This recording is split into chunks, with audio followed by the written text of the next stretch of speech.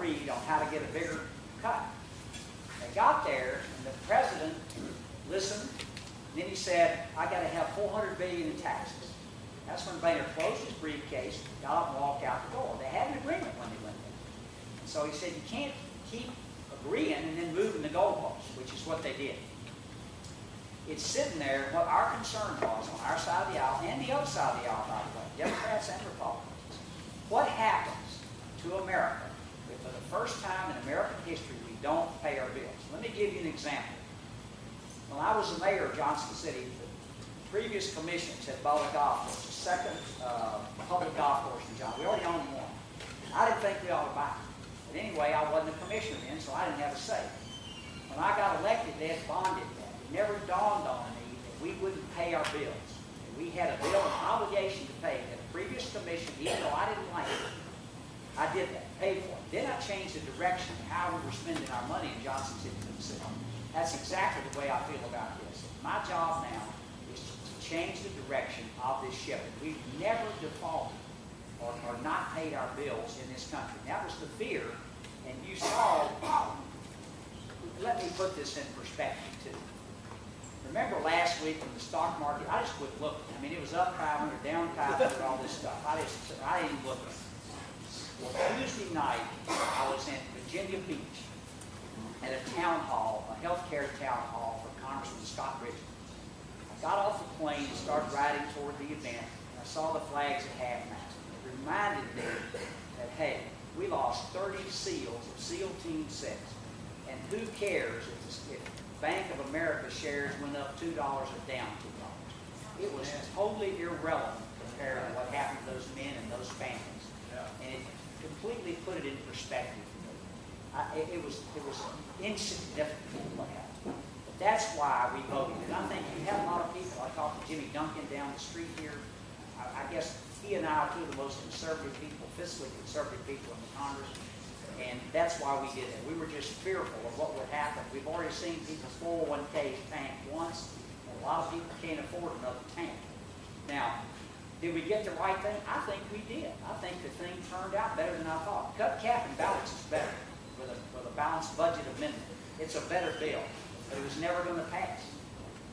Yeah, but the problem was that you kept putting out new bills to compensate for it. If you'd have sent that to the Senate and told Harry Green, there you are, you own it, it would have been done, wouldn't it? No, let me tell you what would happen right here, the first question.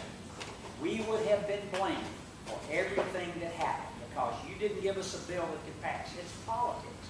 And I'm not saying, I think Boehner got the best agreement he could get. I really believe he did. And if you look at what I said, if we use this framework, and every single time it comes up, and by the way, if it's a 1.2, this outfit, this 12 of them come up with 1.2 trillion, guess what's going to be debated right before the next presidential election? A debt ceiling.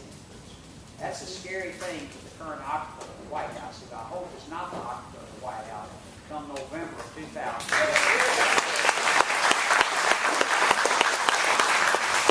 My question is concerning the 47% of people in America that don't pay income tax. What's the government doing to collect that money? Well, but And number two, one of the Navy SEALs that was killed was from Tennessee. His name's Cameron Cameron, last name's Bond. West Tennessee, okay, I can't recall that one. you know, we had the first congressional hearing we had. I don't know how you all feel about this, but we had our first congressional hearing on the fair tax and the energy and commerce. It will be tough to get that through, but honestly, that way everybody pays taxes. And nobody, I mean, if you're a crook, you pay taxes. If you buy something. So it's hard to explain to people that they have a value-added tax. It's tough for them to sell, but it's one that, if we could just do it, I would do it, because everybody pays it.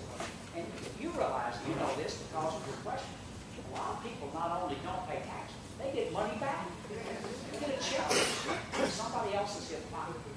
We've got that to deal with in this country, so it's worse than just that. It's not just that you don't pay, you get paid to be here. Yes, sir. To follow up on the fair tax, this is one area where I disagree with a politician I like, Herman Cain. When Mr. Cain says we should wait pushing the fair tax and go for just a flatter tax now. But isn't it time, I remember the old saying, when life hands you lemons, you make lemonade. Isn't it time now to really push the fair tax? Here's, the answer is, we can't push anything that we get the Senate and the presidency. It's just an act of futility. It's just an act of frustration. I think what Herman Cain is saying is what politically can be done. And I think that's the difference of what the perfect is and what you can get done. And here's the problem. Let me explain to you the political problem with fair tax. Okay. Well, the very first people are going to come in, the realtors have all been over. There may be some realtors here. Well, we got my deduction. And then the preachers are going to be all over me because the charitable deductions to the churches. And then everybody who's got a book in there is going to say, well, I think it's all fine. We don't do away with my part. That's going to hurt me. That's the problem you get into. There are so many people now. We've tried to pick winners and losers and fix behavior by our tax code. I have made good grades, calculus, physics, organic chemistry, biochem. I go on and on. I wouldn't even attempt to do my taxes. I sent them to Charles de Gaulle at Blackburn, Childress, and de Gaulle and prayed to keep me out of pen. So it's the political part of getting through it that's hard. But the problem is, people are reluctant to change No doubt. unless there's some pain involved. And right now, we're all going through some pain. This is an ideal time to really Well, change. it's the first hearing that's been heard. I was encouraged by that in the Energy and Commerce. Now, Ways and Means hadn't taken it up, but Energy and Commerce has. Yes, sir. I don't know whether you've heard of this or not. There's a book called One Nation Under Arrest. I would strongly recommend every Tea Party members need to get a hold of this. You all consider legislation. You need to go through, look under all the rocks. There are property owners in federal pen now for filling in ditches on their property thanks to things like the EPA. And every piece of legislation that you all pass, you need to look through this book, because there are people who have fake, what I call fake or artificial criminals, not really criminals, that are called criminals under federal law, who did no harm to anyone and had no intention of doing harm. And this book details some of the crazy laws and some of the crazy prosecutions. And as a military veteran, I took an oath to uphold and defend the Constitution against all enemies, foreign and domestic. You've got half of the Congress that doesn't follow their oath of office. That is the people who you are negotiating with on the other side. They may have taken an oath, but it means nothing to them.